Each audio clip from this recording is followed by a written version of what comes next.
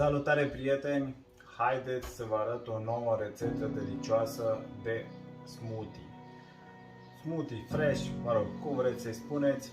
În seara asta o să fac un fresh de spanac, ananas, avocado și banane.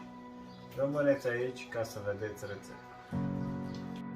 Am pornit Thermomixul, am aici 100 de grame de spanac, este curățat, spălat, îl pun în recipient.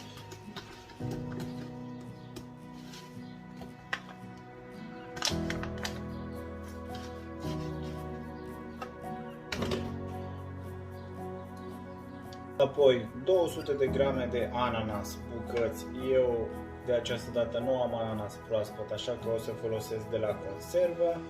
Este la fel de bun, dar bineînțeles, dacă se poate, să folosiți un ananas proaspăt.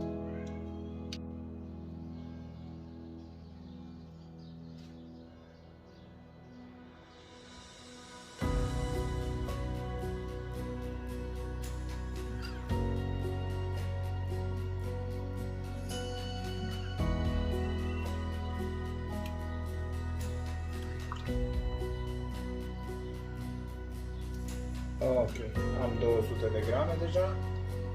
Apoi 150 de grame de banane. Bananele ar trebui să fie coapte bine ca să aibă un gust mai bun, să iasă fresh-ul mai cremos. După care adăugăm 200 de grame de avocado, exact un avocado mai mic și de asemenea ar fi bine să fie foarte bine copt.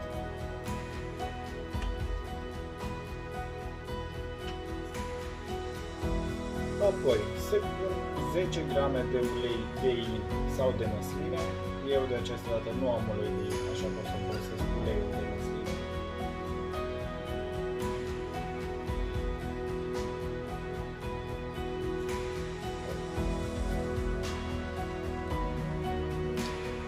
Pun capacul și amestec toate aceste ingrediente.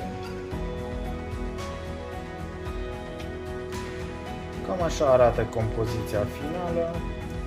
Dacă preferați să-l consumați rece, puteți adăugați câteva cuburi de gheață și le mărunțiți. Dacă nu, se poate consuma și așa cum este. O băutură ușor de preparat, mie mi-a luat cam 5 minute, este sănătoasă, sățioasă și foarte bună de înlocuit una din mese, de exemplu cina. Vă doresc poftă bună!